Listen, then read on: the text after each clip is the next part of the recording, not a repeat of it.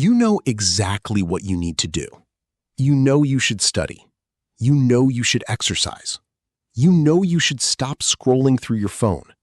You know you should work on that project, apply for that job, clean your room, fix your sleep schedule, or finally start the thing you've been thinking about for months. And yet, you don't do it. Instead, you open Instagram.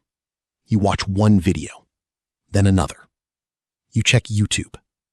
You tell yourself you'll start in 5 minutes. 5 minutes becomes 30. 30 becomes 2 hours. And then comes the worst part. You feel guilty. You promise yourself that tomorrow will be different. Tomorrow you'll wake up early, stay focused, and finally get your life together. But tomorrow comes, and somehow, you do the exact same thing again. If this sounds familiar, there's something important you need to understand. Knowing what to do and actually doing it are two completely different psychological processes. Your brain is constantly trying to minimize discomfort. Imagine you have an important assignment to finish.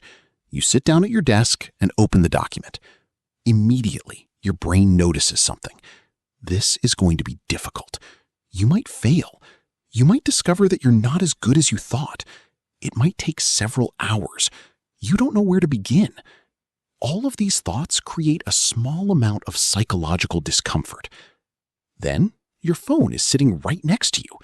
One tap gives you something completely different. Novelty, entertainment, and an immediate reward. Your brain doesn't have to consciously say, I'm going to sabotage my future.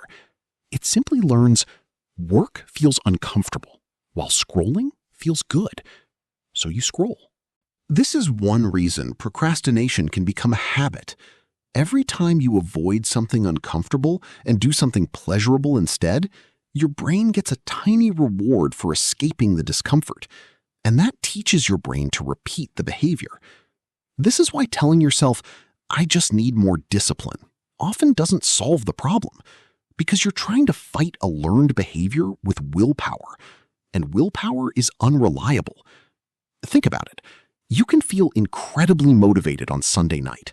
You watch a motivational video, you imagine your future self, you make a schedule, you promise yourself that tomorrow you're going to wake up at 6 a.m. and become a completely different person. For a few hours, you feel powerful. But when morning arrives, the emotional excitement is gone. Now you're tired. The bed is warm, the task is difficult, and your brain starts negotiating. Just 10 more minutes. I'll start after breakfast. I'll do it this afternoon. And because you've practiced this pattern hundreds of times, the decision almost happens automatically. But there's another reason you might struggle to act. Sometimes the problem isn't that the task is difficult, it's that the task is too emotionally loaded. Study for my exam doesn't sound like one task. It sounds like an entire mountain. It contains dozens of hidden decisions. What should I study first? How much should I study? What if I don't understand it? What if I fail? How many hours should I study? What if I'm already behind? Suddenly, your brain isn't looking at a simple action. It's looking at an overwhelming future. And when something feels overwhelming, avoidance becomes attractive. So instead of telling yourself, I need to study for 5 hours, make the task almost ridiculously small. Open the book, read one page, solve one question, work for 10 minutes. That's it. Because the goal isn't to finish the entire mountain. The goal is to start climbing. And something interesting happens once you begin.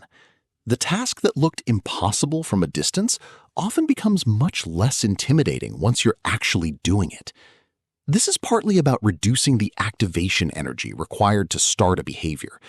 You don't need to make yourself desperately motivated. You need to make starting easier. Put your phone in another room.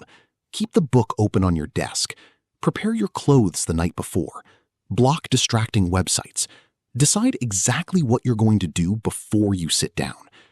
Don't rely on your future self to make good decisions when you're tired, distracted, or stressed.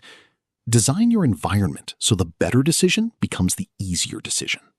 And there's one more thing you need to stop doing: waiting to feel ready.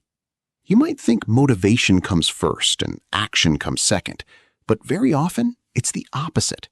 You start first, then you gain momentum, then you become more engaged, and eventually motivation appears. You don't need to feel like studying before you study. You don't need to feel disciplined before you act. You don't need to feel confident before you begin. You simply need to take the first small action. Because every time you do what you said you were going to do, you're teaching your brain something incredibly important. I can trust myself. And that may be more valuable than motivation. The goal isn't to become a person who is always productive. That's impossible. The goal is to become someone who can notice resistance without automatically obeying it. You will still procrastinate sometimes. You will still have bad days. You'll still waste time. But instead of saying, "I ruined today, I'll start tomorrow," you learn to restart in the next 10 minutes. That's how real change happens. Not through one massive burst of motivation, but through hundreds of tiny moments where you choose action over avoidance. So the next time you catch yourself saying, "I know what I need to do, but I just can't do it," don't immediately call yourself lazy. Ask yourself a different question. What is making starting feel uncomfortable right now? Maybe the task is too big. Maybe you're afraid of failing. Maybe you're overwhelmed. Maybe you're looking for an escape. Whatever the reason is, make the first step smaller. Open the document. Put on your shoes. Read one page. Write one sentence. Work for 5 minutes. Because you don't need to feel ready to begin. You begin. And readiness often comes afterward. And maybe that's the part nobody tells you. You don't need to become a completely different person to change your life. You just need to stop waiting for the perfect version of yourself to show up. Start with what you can do today, even if it's small, even if you don't feel motivated, and even if you don't do it perfectly. Because every small action is a vote for the person you're trying to become. And eventually, those small votes add up to a life that looks completely different. If this video made you understand yourself a little better, don't forget to like the video and subscribe to the channel for more psychology and self-improvement content. And remember, you don't have to change your entire life today. Just take the next step.